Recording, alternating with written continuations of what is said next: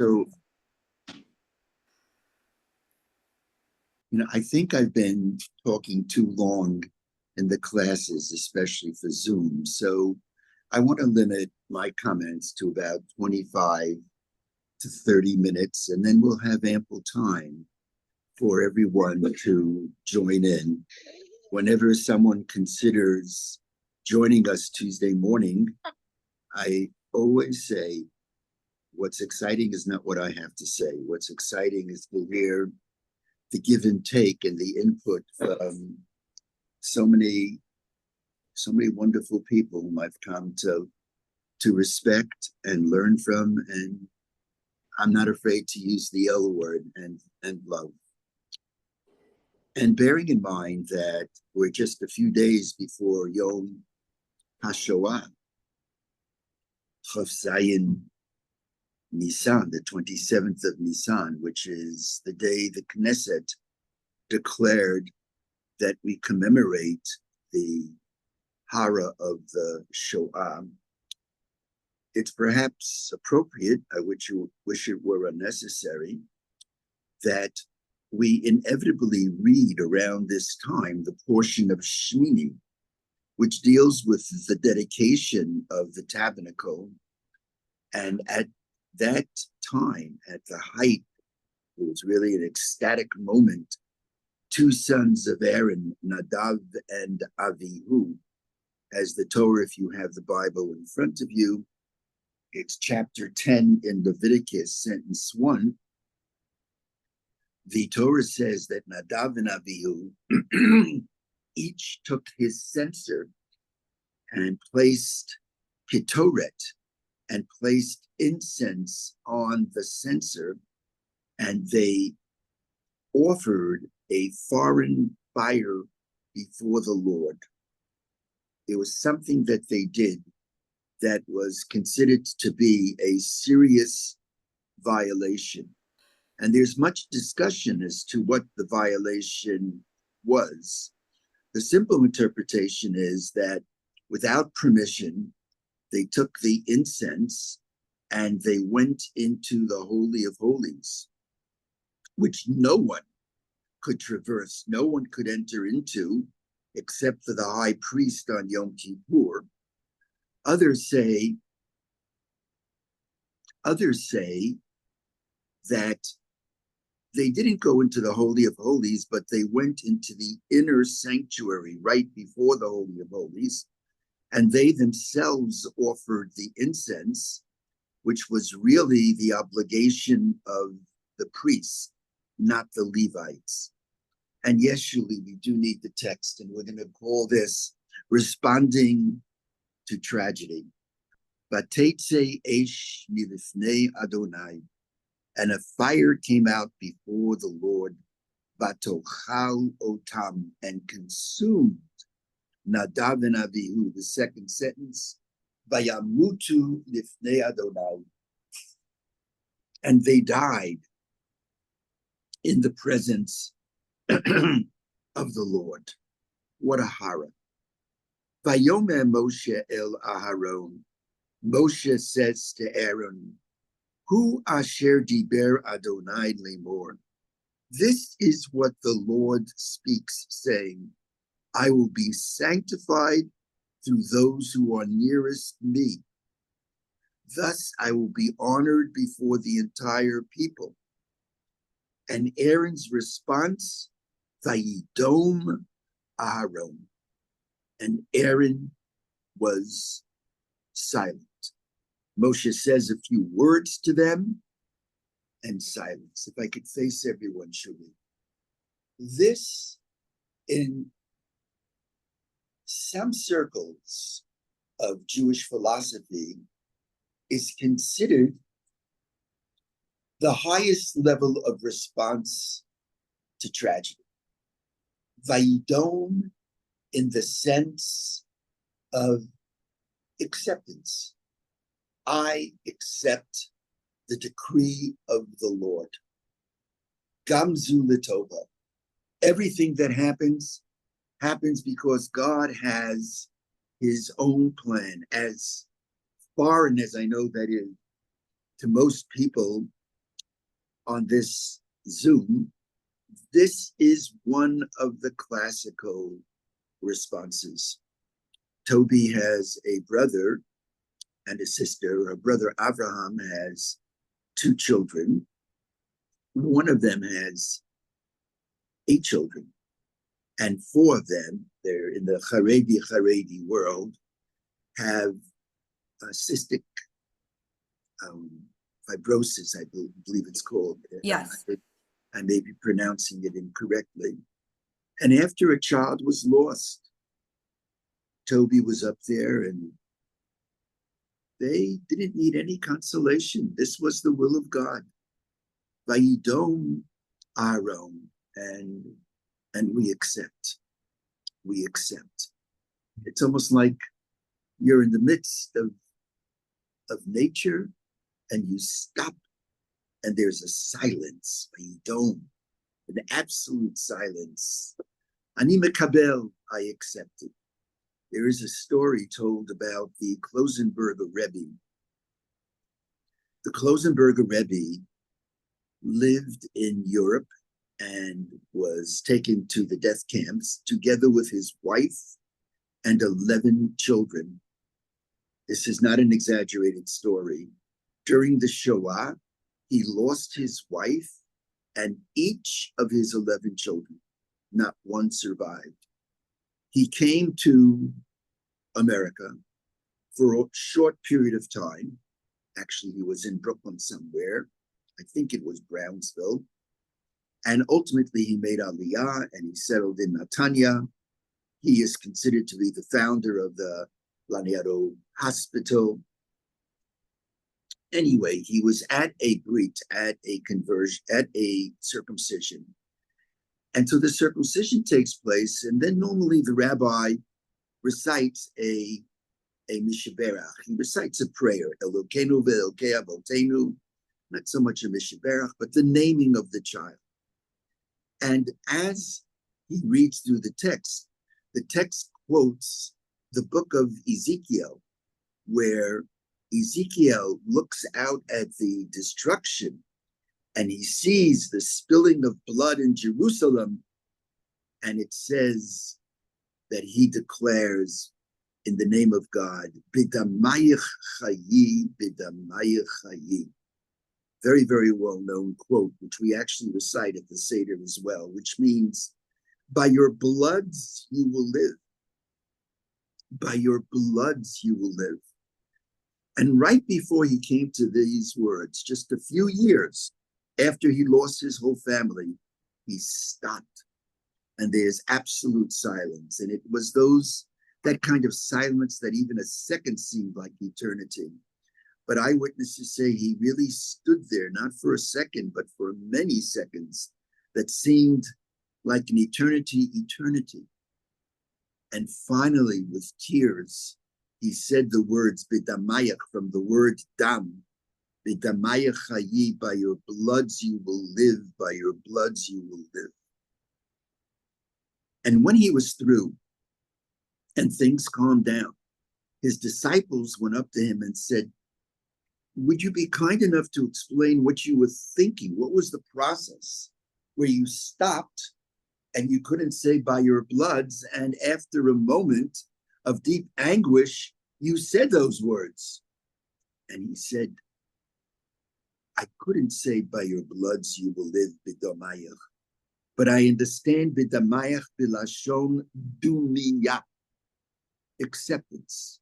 Vayidom Aharon. I don't understand by your bloods you will live, but this is the will of God. And as Aaron was silent after his 2 sons' lives were taken, so too, even after my losses, Vayidom, by my silence, by my acceptance, I will move forward. And this, for some, certainly in the more visible Haredi world, I don't know what every person is thinking within their heart and soul, is one way of looking at this. Now I'd like to move in a different direction, as I'm sure many here would have imagined we would do. I want to begin looking at Vayidom Aharon, Vayidom not as acceptance, but Vayidom as a statement of protest, as a statement of of defiance. Vayidom Aharon. And we're going to do this by first looking at the sentence, and this I've not seen anywhere in any of the commentaries, but we do quote it in Torah Ahava. Julie, let's go look back at the text. The first sentence of chapter 10 tells us about whatever they did wrong. Whatever they did wrong, they brought forward this strange fire, even though they thought they were doing what should be considered good. God considered it to be a sin. And the second then says that a fire came from the Lord and consumed them. Now let's look at the third sentence. Moses reacts instantly. Vayomer Moshe el Aaron. And Moses says to Aharon, now let's study these words. Hu asher diber Adonai lemor. This is what the Lord has spoken, saying. And here's what he says. Bikrovai ekadesh. I'm reading now the Art Scroll translation. Bikrovai ekadesh. I will be sanctified through those who are nearest me. Bikrovai ekadesh. V'al pnei chol ha'am ekaved. Thus I will be honored before the entire people. Moshe is offering some kind of solace. It's like you're walking into a house of Shiva and you sit down, and we're sitting in front of somebody who's had a terrible loss, and suddenly the rabbi, unfortunately, immediately says, oh, don't worry about it. And then the text says, Vayidom Aaron, and Aaron was silent. Now, the simple way of understanding this give and take is that after Moshe said what he said, and Aaron was silent because he accepted Moses's words. I'd like to take it in the completely opposite direction. In a completely opposite direction.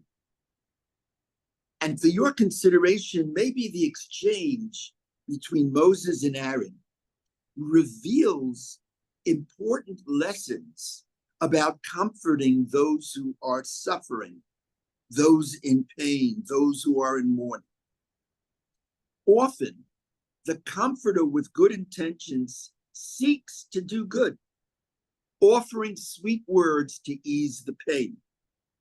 Moses, therefore, responds with two classical suggestions. What do you say to a person? What do we most often hear when we're sitting in front of an Aaron-type situation where one loses children? So Moses says, look, God only metes out pain on a level one can handle. It follows, here I'm reading from Torah Ahava, the greater the suffering, the greater the person who is suffering. After all, only those on the highest level, able to navigate the most piercing pain, are singled out by God. And therefore, Moses encapsulates this idea by saying, this is what the Lord says, Bikrovai ekadesh. I am sanctified, I am elevated by those who are close to me. And the closer you are to me, the more the test, the more the suffering. Or reverse, the more the suffering, the more the indication that the sufferer is closest to me. I've often heard such commentary even from learned people. And there's another classical argument, and that is that suffering brings glory to the larger community, as God's name has been somehow publicly sanctified. These people are ready to die in the name of God. And this too is articulated by Moses, who says, Va'al pnei chol ha'am ekaved. And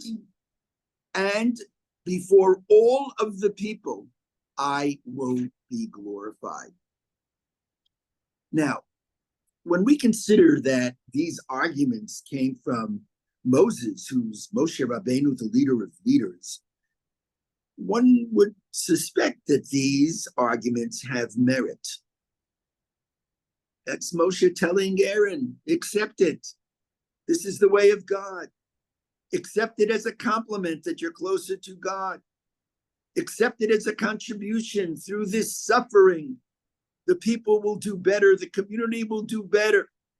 It's through suffering that the community is elevated, which is a concept which courses through different faith communities. But what is Aaron's reaction? Let's look at the text. Aaron's reaction is an interesting one. He is silent, Vayidom Aharon, which, although understood by the classical commentaries to mean that he accepts what Moses had told him,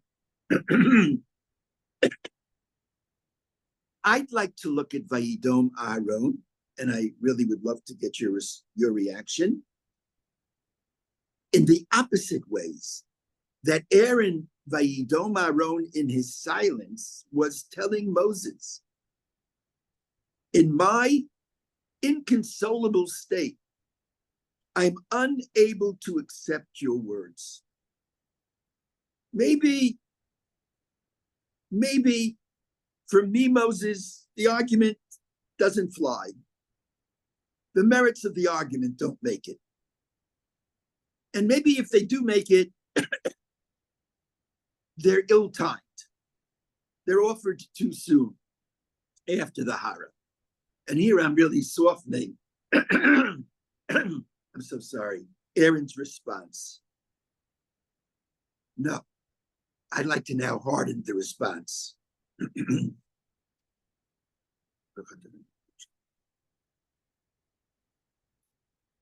That when Aaron says Vayidom Aharon, he's saying to Moses, Vayidom, I protest. He stands silent, and it's not the silence of acceptance. It's the silence that I'm so upset with you, it's beyond speech. Or it's the silence where Aaron is telling Moshe, as I am silent, you, Moses, you're better off being silent. And I write, for me, the message of this exchange is that when giving comfort, it's often best not to speak, but to listen, which may explain the law that during Shiva, those visiting should wait until the mourner speaks first. Comforting another means just being there.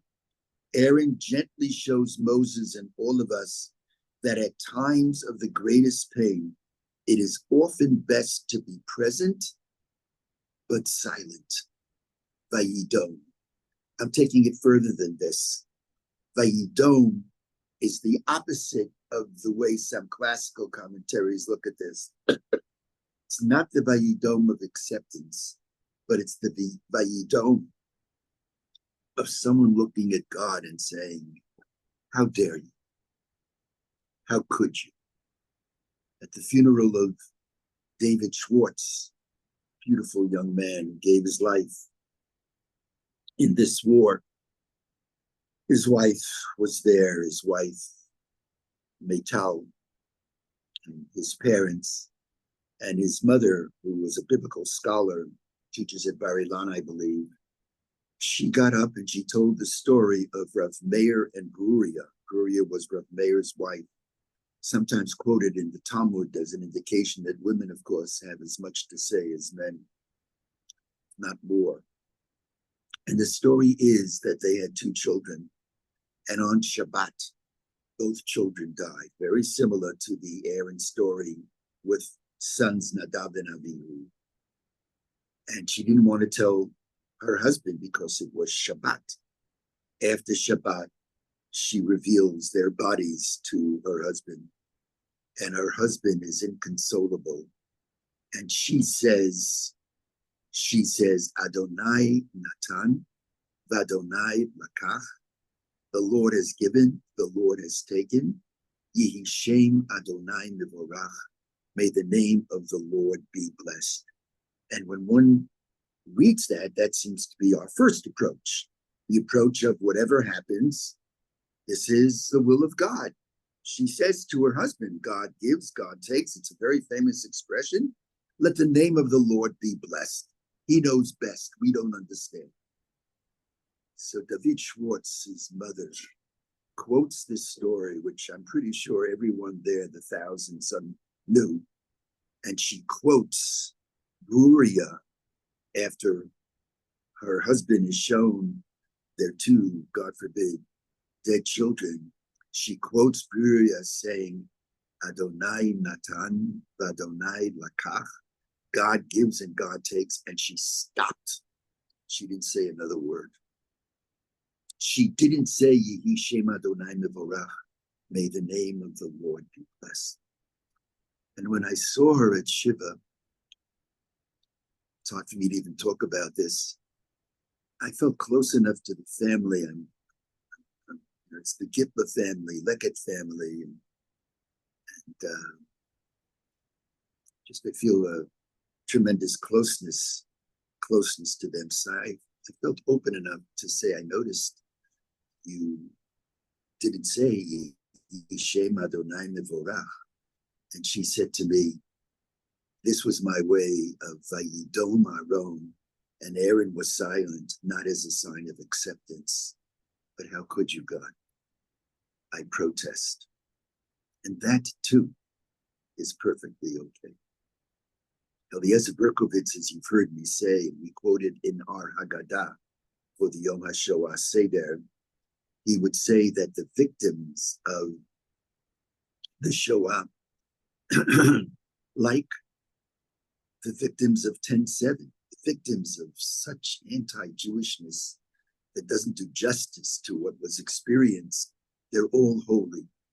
And those who died with God on their lips because they followed the first approach, they died as holy believers. And those who died and who said, damn you, God, where are you, God? They are no less holy. They're just as holy. Eliezer Berkovitz, who had a way of framing terminology, he says, Vayidom Aron, he understands it. These are the holy, no less holy, the holy disbelievers. Which is it when one faces tragedy? Is it Vayidom as acceptance or Vayidom as protest? One last interpretation. And actually, you could see it in the Israeli army, like all armies, but the Israeli army for me is it's a special army. So if you've ever watched when they're doing exercises, so the commander, he calls out, check, check. I don't know, maybe Estelle, your holy son, will explain that to me. I still don't know what that word means, but I know in my language it means, in the Bnei Akiva, I'm sure in the Shomat Zar, they would say, Amod Dom, stand still. Then Amod Noach, then you could be at ease. You open up your feet, and then Amod Dom, you got to stand at attention, stomach in, chest out, and all that stuff. Amod Dom. But one thing for sure, you're not given an order to do and to act from being at ease. There is always the command after you've been ordered to stand still.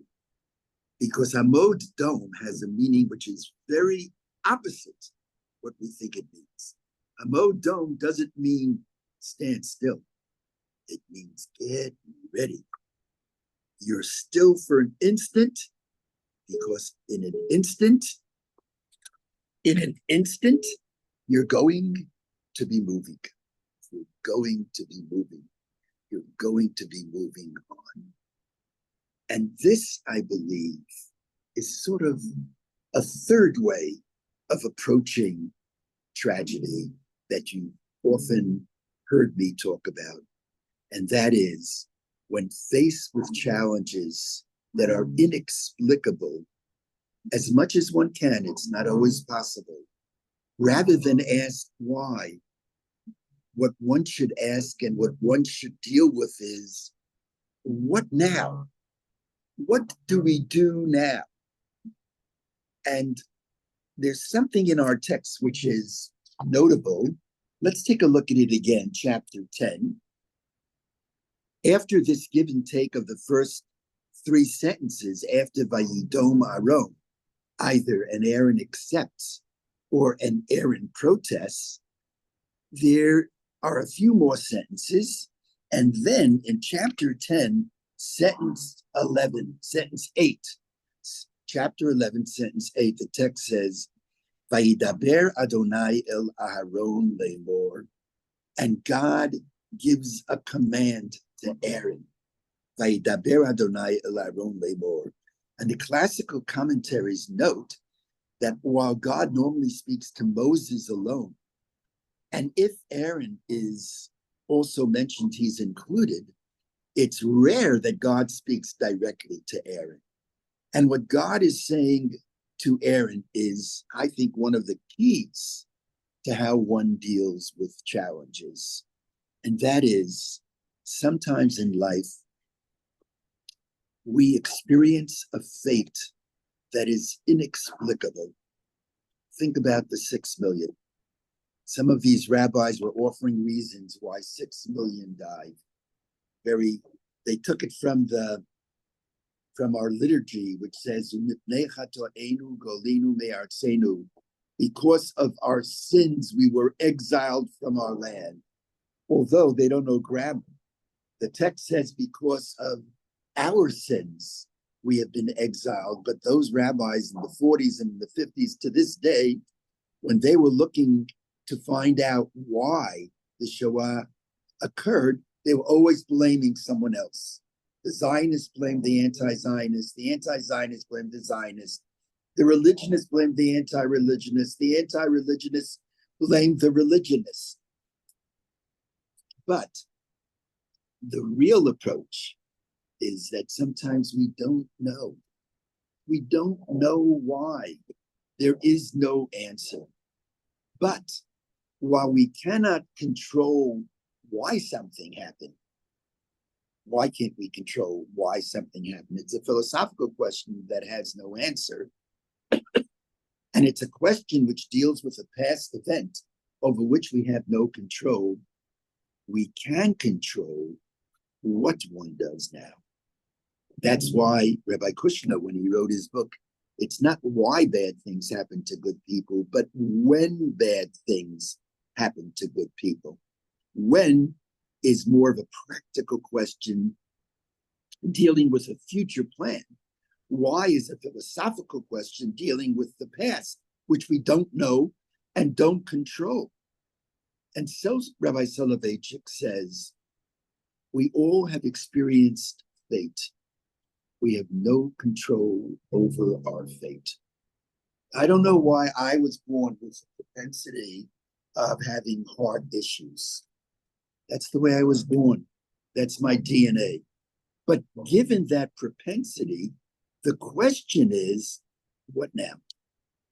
Tragedy, according to this approach, the test of tragedy is not the tragedy itself, but how one responds to the tragedy, or how one responds to the setback.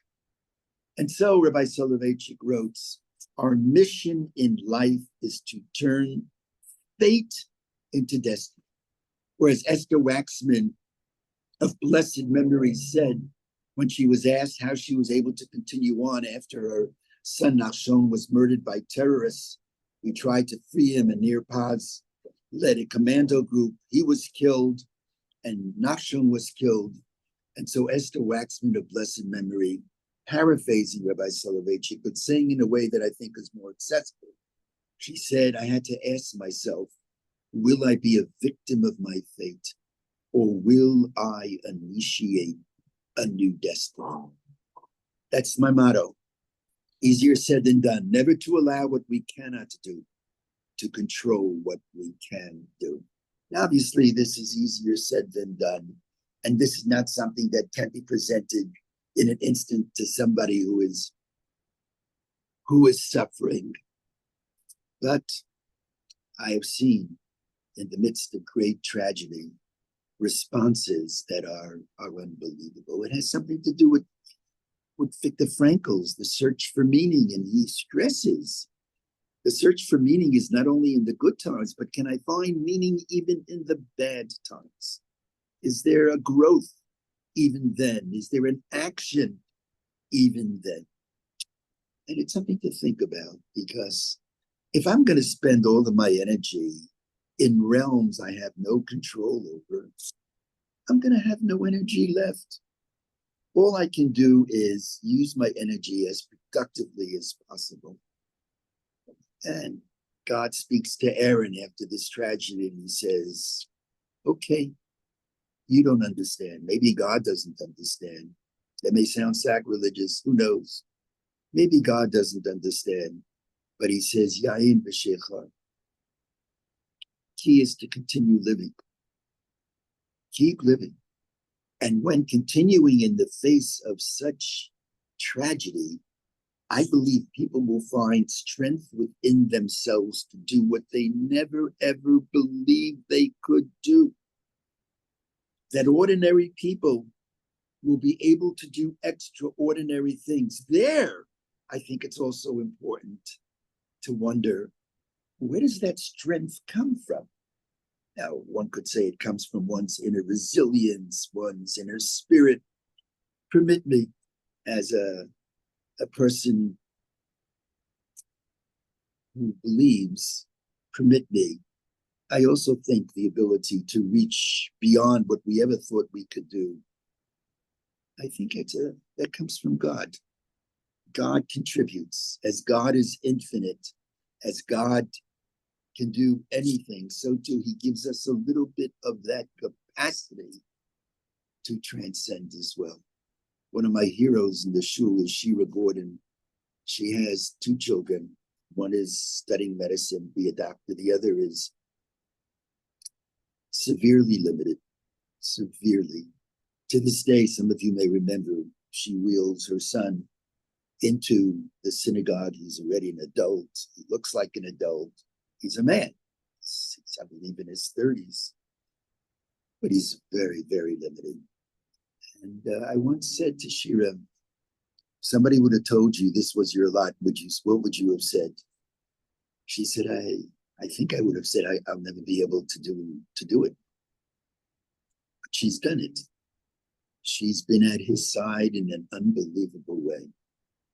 Now, where did she find that strength? That everybody would agree with me, because I think the strength is a partnership. It partially comes from us, from humans. God needs help. But I think it also comes from God. So when I think about the broader Shoah, this is very broad terms. I think about there are those who got what we deserve. Okay. Not for me. Or there are those who rise up and protest. How dare you, God? How could you have done this, God? And then there are those who say, I don't know. I don't know. It's beyond me. But I know that I have the capacity to continue on. The greatest mitzvah post the Shoah was that the survivors continued having children. I'm not so sure if I was in Auschwitz, I would have had that kind of strength. Because I would look at the world and I would say, if this is the world, you can have it. It's not for me. It's not worth it. It's not worth bringing life into the world, as some do believe. That's why some don't have children. The greatest mitzvah is to remember that sentence in the Song of Songs. Simeni kachotam al libecha, place me as a seal upon your heart. Ki aza kamavet ahava. Love is more powerful than death. From love comes union. From love comes children. From love, God willing, comes continuity. I don't think 6 million would be worth the state of Israel. But Israel, one has to be blind not to see some relationship between them. One of the greatest responses to the Shoah is the state of Israel. And one of the best ways we can respond is make sure it's strong. Make sure it's strong. When I'm fighting anti-Semitism, and I'm fighting it to the teeth, or when Sahal says, not on our watch, you did it once, not on our watch, this is not going to happen, that is an unbelievable response to the Holocaust. A response to the Holocaust, to those who were so lowly, so, oh goodness, the tragedy, what they brought about is to create a society in Israel of asot mishpat v'avat chesed. And as one who loves Israel with all of our flaws, Israel deserves a great deal of credit. It's a glorious, glorious response. Not that one is worth the other, but one has to be blind not to see a connection between the two. In one sentence, which is it? Vayidom Aron, I accept. Vayidom. Vayidom, I'm still as a sign of protest. Or Vayidom, I'm ready to act in time. Often it can't be done right away. When we lost our infant child, I'm not embarrassed to tell my friends I couldn't put on tefillin for 6 months. I was a rabbi of a synagogue in Muncie, a more Haredi place. I was really upset with God. I was immobilized. Then with the help of people, I didn't deal so much with what had unfolded, but tried to respond to it in my limited way. I'm going to stop here. I didn't do that badly, spoke for about 40 minutes, so we have some time for me to hear from everyone.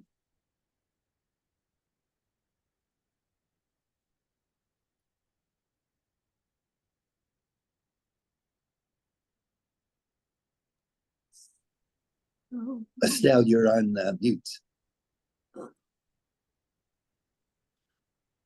I also see Tova's hand. I see Estelle, okay, and I see Tova's hand. And if you see my ear, it's because it's near the speaker, so don't tell me I've got potatoes in my ears. That's what my teachers used to tell me. Do you remember those days?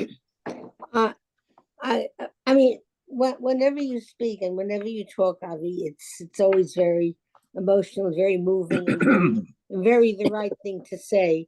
But when you were talking, one thing came to me when you were talking about what Moses said and all the people way back yonder at the beginning of our peoplehood.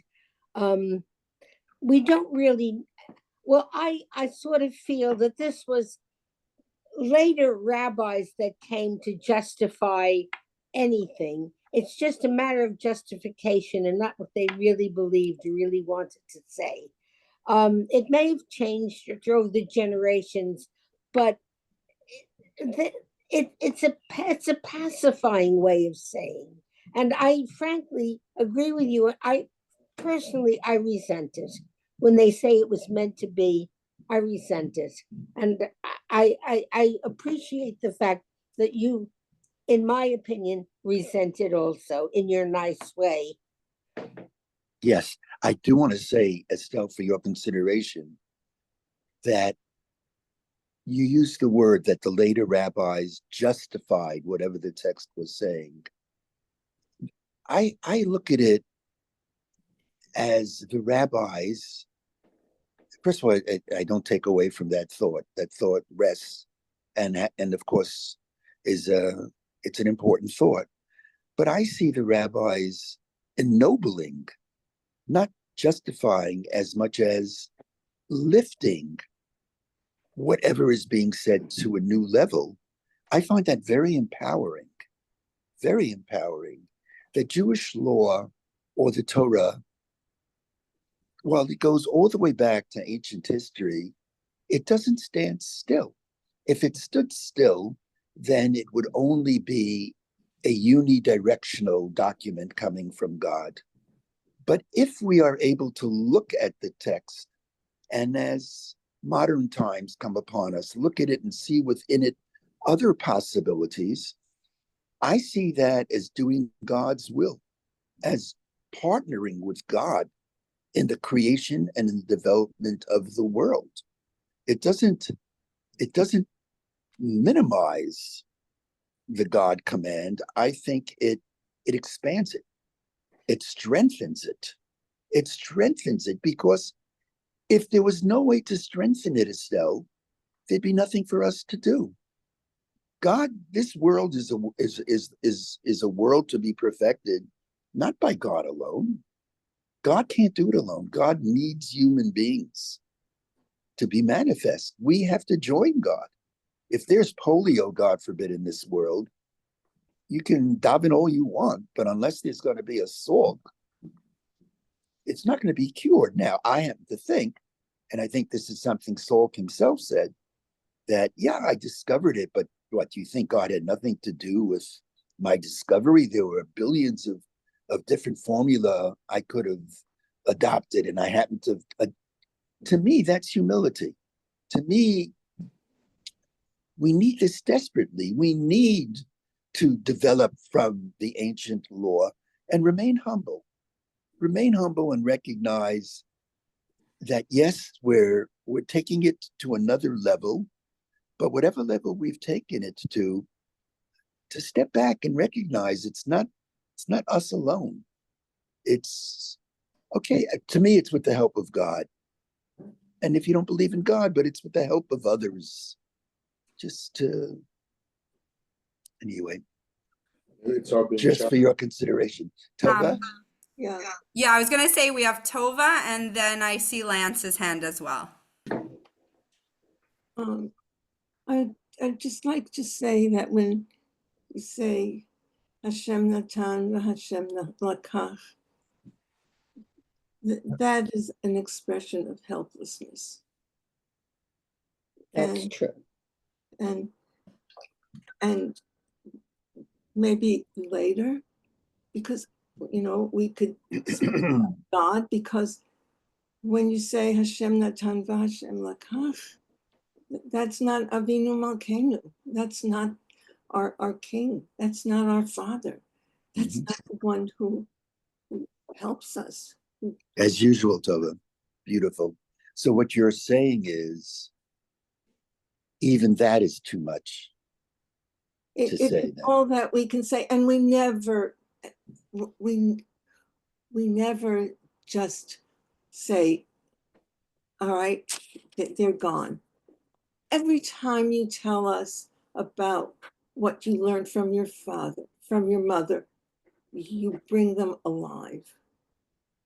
And because we really can't accept death. And by don't haron, that's not natural. First we scream out, and then we accept the helplessness. It's happened. Now we have to go on. We can accept God's teaching. This will help us in our lives, but we never really recover. Yeah. Thank you, Tova. Lance? I have a question for you. What is the one place on earth today that the Paschal Lamb is sacrificed? I don't know. Tell me, is it in Jerusalem? Where is it sacrificed? No. Why isn't it sacrificed Ethiopia. in Jerusalem? Why can't the rabbis sacrifice the Paschal Lamb on the Temple Mount? Because the state of Israel prohibits it. However, there are people on Mount Gerizim who sacrifice the Paschal Lamb every year at Passover. Yes. Who are they? The There Samaritans. are, the Samaritans. Right. And why are they allowed to sacrifice the Paschal Lamb? Okay, I'm on with Avi. I'll be off in a little bit. Sorry, we're here. Okay, what's going on is that the Samaritans are not considered Jews by rabbis. Is that correct? They don't accept the Talmud. They don't accept the prophets and the writings. I'm not even sure they accept Joshua. But the point is, they do accept the Torah. However, their Torah is virtually word for word the same as a rabbinic Torah, except for the 10th commandment, which says that Mount Gerizim, and not the Temple Mount, is the sacred mountain. Okay? Now, it gets better. Who runs the Samaritan religion? The Kohanim. They're Samaritans named Cohen. There are no rabbis in the Samaritan religion, but the Samaritans are really the victims of Jewish anti-Semitism, in my view, as a Cohen, of course. And I think that the word for silence, the Hebrew word for silence, can be interpreted as ecstasy. And if you do that, you begin to see Nadiv and Abihu as Enoch and Elijah going up to heaven, okay? And if you look at what is in there, Moses says to Aaron, this is what God meant by saying, through those near to me, I show myself holy and gain glory before all the people. And Aaron was ecstatic. That's the way I read it. Yeah. And may I end with one final comment? Yeah, of course, Lance. Did you officiate at the Schwartz funeral?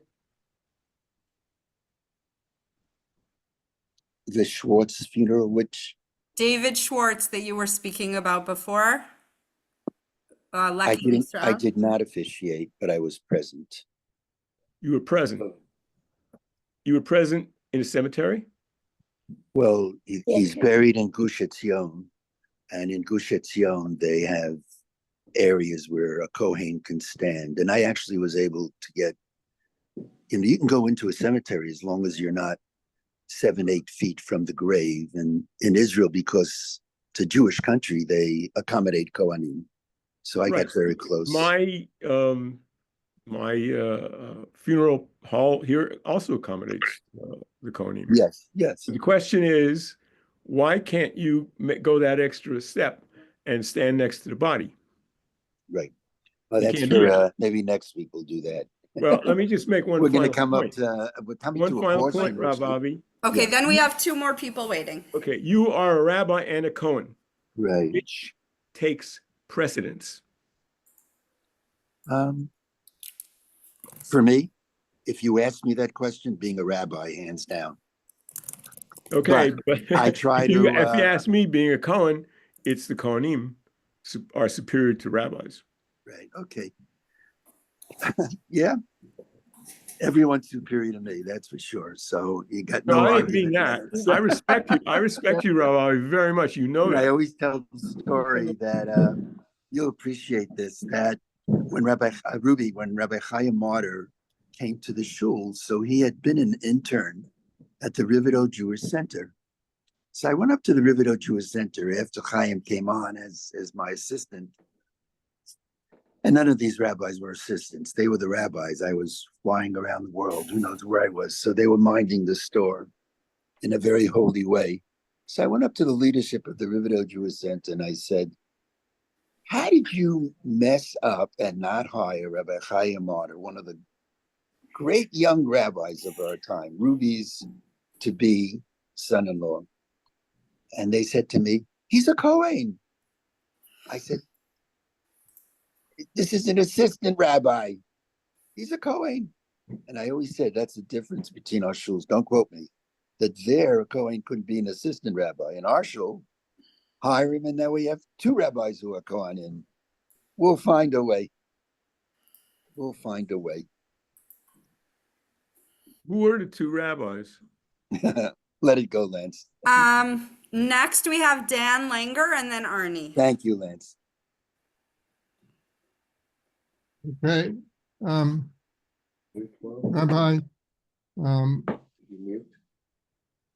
Yes, Dan. sometimes when a couple is having disputes with each other, one may give the other the silent treatment. Yep. And Rabbi, you've told us that when you do couple counseling, that if they're arguing, that's better than silence. Yes. But there's a time to speak and a time to be silent. And Dan, thank you for that. How just your trend of your thought, how would you say it connects to the portion? You think that Aaron's silence, you're saying, is defiance. Yeah, yes, Yes. it's I defiant, think that's it. but he'll have to speak again. He's not going to be silent forever. Yeah, I appreciate that. When we were in camp, then we used to call it the ST treatment, the silent treatment, and it's very painful. Very painful. We'll take one more comment. First, I see Ted and Bev. It's so good to see you. Arnie's waiting to say something. Yeah. Well, Arnie, So your life is actually, I mean, I've been thinking about this for a long time, but the way you have led your life has contributed mightily to what we're talking about today. You don't just talk the talk, Arnie. You walk the walk. Walk the walk. well, yeah, I still need to do better. Yep, Um, we all do. Rabbi, I wanted to mention, in light of the way that you've taught us to play with language, the word dam is in Vayidam. So I imagine Aaron's blood rising in his silence and his anger, in light of what Dan and Tova said, his anger, him trying to quell his anger or control his anger by remaining silent. Mm. So that's one image that I have. Then I was struck when you said maybe even God didn't know why he did what he did. And I read in Babylonian Talmud 18 that God studies Talmud every day. So it makes me think that, Talmud is the greatest self-help book in the world. If God's looking to improve himself, how can the rest of us not?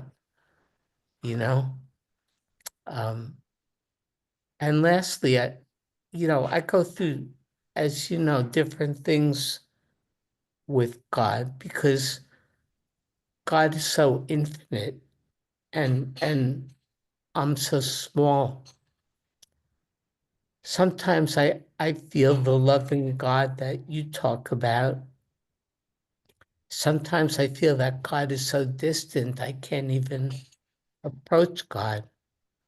So I think the fundamental mystic quality of Judaism is that human beings who are so finite have to relate to this infinite presence. Mhm. Yes, Arnie. And yeah, just that's heavy stuff, very heavy. Elaine, did you want to say something? Anyone else? If anyone else wanted to say something, just wiggle your fingers. Looks like not, Rabbi. Okay. I want to wish everybody just a wonderful day. And God should be with all of us, and God should be with Israel during these very, very, very difficult times. So, yeah. I came back from Pesach, and Shuli texted me last night and said, I'm assuming we're on tomorrow. And I was ready to say, Shuli, I'm so exhausted from being catered to over Pesach. And I said, Toby said to me, but this is the highlight of your week. And I said, as usual, you're so right. And those are not just words. I really appreciate just all of you. So all my blessings and Can I Shabbat share? Shalom, everybody. Can I just share one Yes. thing that Yeah. since it is Yom HaShoah this week, I just want to let everyone know we have our Yom HaShoah Seder at the Bayit on Thursday. It's at 7:30 p.m. There's a Zoom link if you can't attend in person and you would like to be part of it. But it's a really powerful program. I feel like I'm preaching to the choir here a little bit, that most of you know this already, but just a reminder in case you speak to someone who it might be meaningful for. And if you want more details, just send me an email and I'll send it over. Okay. All my blessings and love to everybody.